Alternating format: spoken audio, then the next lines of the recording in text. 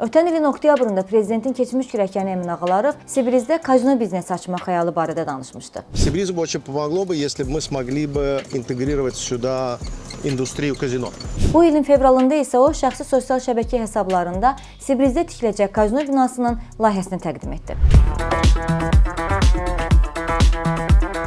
Bununla paralel Azərbaycan yerli televiziya kanalları və onlayn mediaları kazino biznesinin əslində dövlət büdcəsinə faydalı olduğunu vurğulayan reportajlar yayımlamağa başladı. Qumar sənayesi dünya üzrə bir çox ölkələrin iqtisadi və turizm strategiyalarında əhəmiyyətli yer tutur, xüsusən kazino biznesi. Kazinoları təsadüf nəticəsində yaranan böyük gəlirli oyun sənayesi adlandırırlar. Bu kazinolarla bağlı məsələlər son vaxtlar tez-tez gündəmə gəlir. Singapurun ilk kazinosunun qazandığı uğur dünyada bir çox ölkələrin kazino biznesinə yenidən baxmasına səbəb olur. Qonşu Gürcüstanda turizmin inkişafına ən böyük töhfə verən sahələr arasında kazinolar liderlik edir. Bəs bu reportajların Emin Ağalarovun kazino biznesi ilə birbaşa əlaqəsi nədir? Bu mövzunun gündəmə gəlməsi niyə məhz indiyə təsadüf edir? Cem News və Mikroskop Media izah edir. Azərbaycanda kazinoların fəaliyyəti 1998-ci il yanvarın 27-sində o zamanki prezident Heydər Əliyevin imzaladığı sərəncamla qadağan olunub.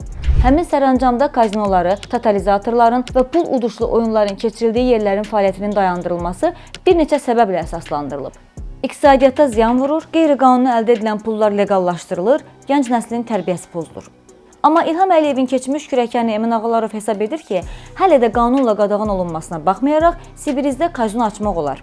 Çünki bundan əvvəl də Sibirizdəki başqa bir layihə üçün qanun dəyişdirilərək biznesmenə şərait yaradılıb. Söhbət Ağalarovun Xəzər dənizində yaratdığı Dreamliner adlı süni yarımadadan gedir. Ağalarov Development şirkətinin təsisçisi Emin Ağalarov flaqman daşınmaz əmlak layihəsi olan Caspian Dreamliner layihəsini təqdim etdi.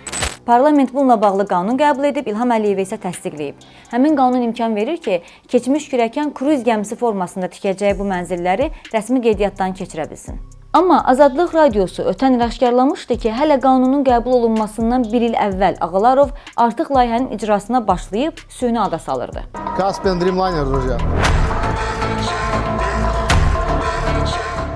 Emin Ağalarovun kazino binasının layihəsi ilə bağlı paylaşdığı görüntülərdə İqtisadiyyat Naziri Mikayıl Cabbarov da gözə dəyir. Bundan bir neçə həftə sonra isə yerli televiziya kanalları və onlayn medialar kazino biznesi barədə materiallar yayımlamağa başlayıb.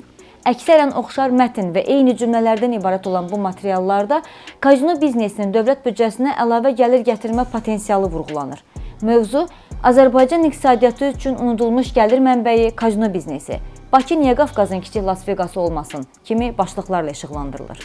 Bu reportajların demək olar hamısında həm də o da vurğulanır ki, Azərbaycan vətəndaşları kazinolarda əylənmək üçün xarici ölkələrə üst tutur. Bu da pul vəsaitinin xarici bazara axmasına səbəb olur. Bəs bu materialların məhz indi hazırlanmasının səbəbi nədir? Yerli televiziya kanalları prezident ailəsinə məxsus biznes barədə ilk dəfə deyil ki, zəmin hazırlayır. Bundan əvvəl də oxşar təşəbbüs Paşa Holdingin yaratmağa hazırlaşdığı taksi biznesi üçün göstərilmişdi.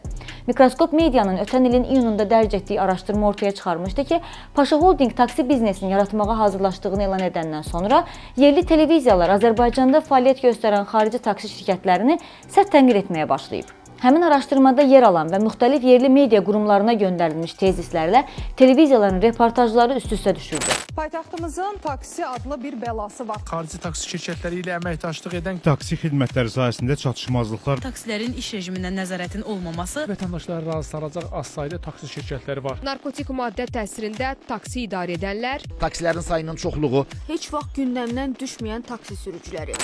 Bir müddət sonra həqiqətən də Paşa Holdingə məxsus taksi xidməti fəaliyyətə başlamışdı. Bu dəfə də Azərbaycan medialarında kazinoların fəaliyyəti və ölkə iqtisadiyyatına gətirə biləcəyi dırnaqarası xeyirlər məhz Emin Ağalarovun bu biznes barədə danışmasından sonraya təsadüf edir. 2025-ci ilin aprelindən etibarən kazinolar həm saytların, həm də televiziya kanallarının müzakirə mövzusu olub. Kazinoların fəaliyyətə başlaya bilməsi üçün isə əvvəlcə yerli qanunvericilik dəyişməli, Cinayət Məcəlləsi və İnzibati Xətalar Məcəlləsinə lazımi dəyişikliklər edilməlidir. Amma hələ ki, həmişə olduğu kimi bununla bağlı hər hansı ictimai müzakirə yoxdur.